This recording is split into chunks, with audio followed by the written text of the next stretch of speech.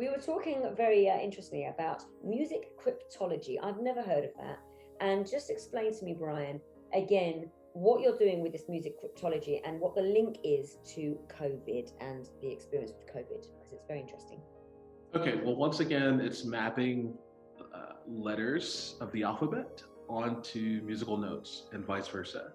So you can hide you can hide messages in the music.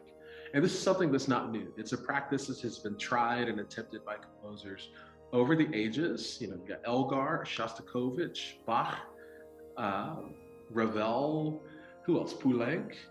All of these great classical composers have tried to figure out a way of communicating secret messages in their music. And a lot of them have done it in very short bursts. Like they would have, maybe 5 or 6 letters that represented a word or a name or even their name. And what I have done is I have expanded a system created a system of my own and attempted to map those notes onto the names of people who died during the COVID-19 pandemic. On May 24th, 2020, the New York Times released, I guess you can call it an article that listed all of the names of the people who died. And it was it was a representation of the first 100,000 deaths. So I went out on a mission to do a COVID music memorial where we were giving these people sonic legacies by translating their names into music. So it's a very difficult project to do. I'm going to need a lot of help to really actually do it the way I want.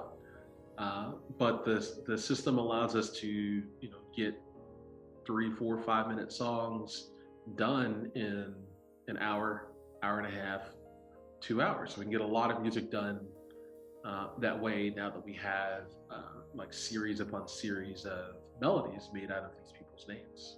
And is it primarily classical that you're looking at, or can it be any genre? Oh no, it's classical, bluegrass, jazz. It's all instrumental. Mm-hmm. But of course, a song could be sung over it. But it sounds like just regular music that you would enjoy. So describe to me how, like, take one name, say if it was John Smith, how would you take that name and then create a song using this music cryptology? Well, I would chart out John Smith using our algorithm.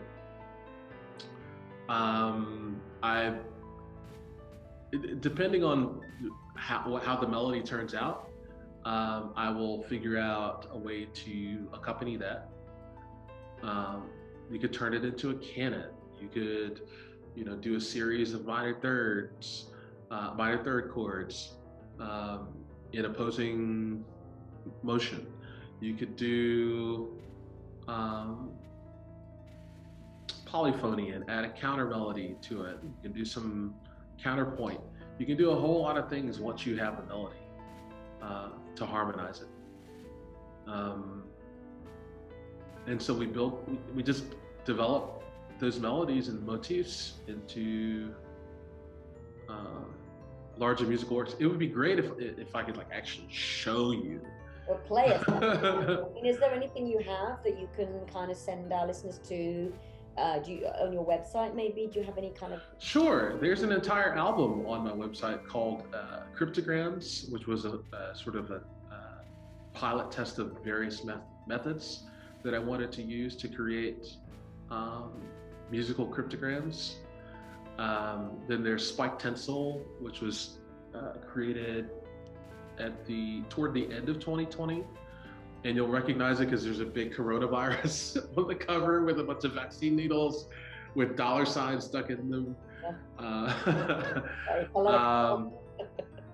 And Spike Tensile is basically a dedication to people who contributed to my early fundraising campaign to launch my business.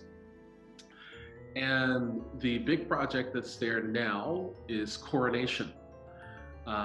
We have so far 3 volumes of music that is made purely of the names of people who died during the pandemic. So there's volume 1 on my website. Volume 2 comes out on June 20th. Volume 3 comes out July 1st. Yeah, that's my birthday. What a great date. Oh, awesome. Happy birthday. For then. Yeah. So your website is again www.amade.us. Spelled AHMADE.US. Yeah. So Ahmed, it's like Ahmed when you look at it. So Amadeus, yes.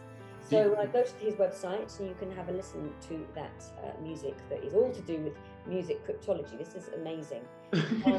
So Brian, you are an absolute inspiration, and I want to leave enough time in this show to play your music, because I know some of your songs you said are around 7 or 8 minutes long or something. So we're not going to be able to play all of it, but we will be able to play a fair amount of music. So is there anything you'd like to add before we go? We're running out of time, I'm afraid, but is there anything else you want to add before we leave? Absolutely. I wanted to thank you. Aww. Give a heartfelt thank you for inviting for this interview. It's been great. It's been wonderful. Enjoyed talking to you, and it's great to meet you finally, even if it's virtually. It's great. I love your hair. It's just like mine. Listeners, I'm not paying him to say this. This was not prepped. This was not rehearsed. But thank you very much, Brian. I have a shaved head. For those people that don't know me or can't see me, I have a shaved head, and it does seem to get a lot of comments, and nice ones normally. It's very easy, and it's the summertime, so Hey, I can get ready like within minutes. I used to spend an hour on my hair. Isn't it great? Isn't it great? I've just given myself lots more time. So thank you so much, Brian. It's been an absolute delight talking to you. Take care, people. Please go to his website, check out his music at www.amade.us. That's spelled AHMADE.us. Thank you, Brian, all the way from New York. Take care. Thank you. Bye. There you go.